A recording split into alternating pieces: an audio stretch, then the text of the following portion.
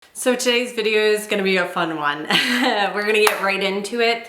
I'm gonna call this video either the art of being kind to yourself or the urgent need to be kind to yourself, because both are incredibly true, and that's what we're gonna dive into today. Roll that intro.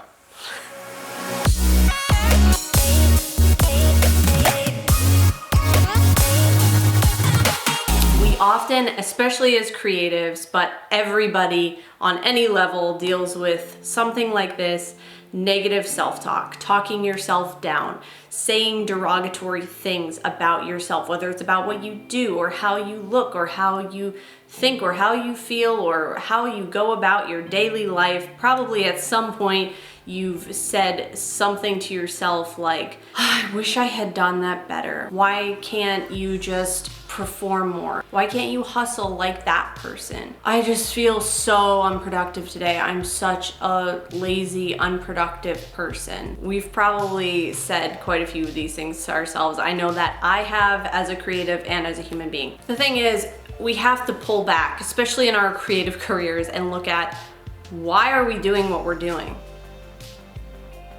The right answer to that question should be to make the world a better place, to make someone's life better, to make our own lives better. So if we, as we're trying to pursue that beautiful goal, if we are caught in a vicious cycle of down talking ourselves, tearing ourselves apart, and constantly having a negative dialogue, we need to just hit the pause button for a minute and sort that out, because we can't be in pursuit of a good, beautiful goal of wholeness when we're currently not whole. We need to tend to that. And I think one of the best ways to tend to yourself, to practice self-care, is to shut down that negative voice in your head that's constantly criticizing, tearing you apart, and overanalyzing, overthinking. You get what I'm saying here? Has anyone else felt like this but me? Self-love, self-kindness, the way we talk to ourselves is going to fuel everything we do. It's going to affect how we look at the world, it's going to affect how we talk to other people, and it's most certainly going to affect our craft. I love Shawn Achor's TED Talk on this topic, and if you've been following me for any length of time, you've heard me mention his TED Talk probably 17 times at least in blog posts and videos. But he talks about the fact that happiness is not the end game. Happiness, society often puts at the end of the race as the goal to get to. When we do this, then we'll be happy. When we finish this project, then we'll be happy. When we finish this book, then we'll be happy. And often, more often than not, when we actually arrive at that thing, we don't fully celebrate and embrace happiness. It actually just gets pushed further out. Oh, well, when it becomes a bestseller, then I'll be happy. Or when my project gets more recognition, then I'll be happy.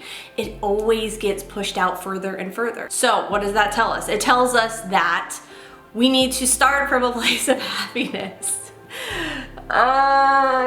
We need to get this. We need to get this, and our whole lives would be different. And I'm talking to myself right now. If we start from a place of happiness and contentment, it will fuel everything we do. Happier people, people who are happy already, are creating more and working better and having more fun while they do it.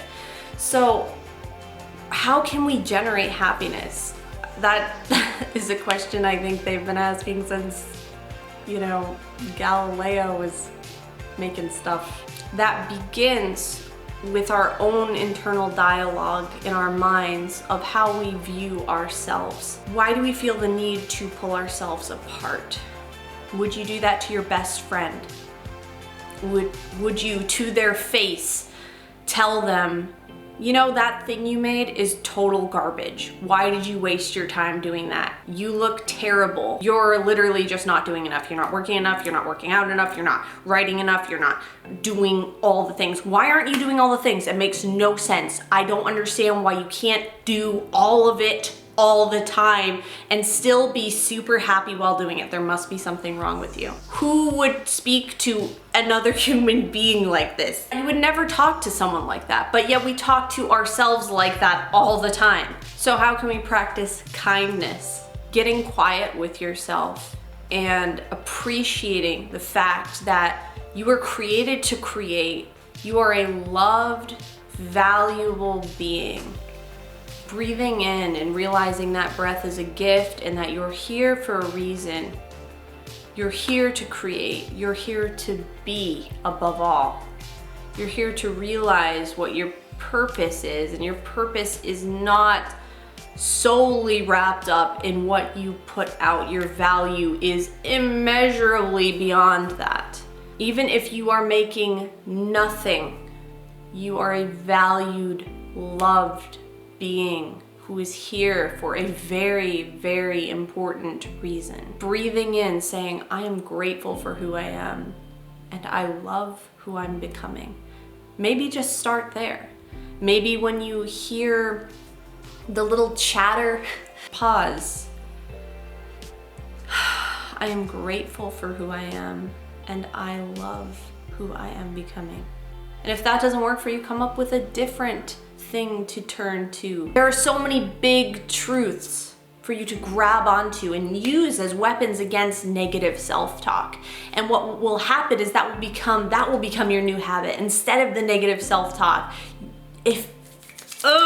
keep turning to the positive, and eventually the positive will become your main route. In our minds, in our brains, in neuroscience, habits are formed by certain neurons firing over and over again, creating a pattern in our brain. It's a habit, it's all a habit, and we can choose what our habits are, which is awesome. That means we can break bad habits and we can create new ones. All we need is patience, perseverance, and we can create new pathways in our minds, new habits, habits of kindness instead of negativity, instead of self-condemnation, and from that we can actually achieve a place of happiness, a place of contentment, and from that place of contentment we can create cool, beautiful new things that are going to inspire people, make them happy, and it will just be a vicious, beautiful cycle. When we start to delve into this topic, that's when we start to become kinder to ourselves, nicer to ourselves. Those negative voices start to go away, they start to fade into the distance. It's not going to happen overnight.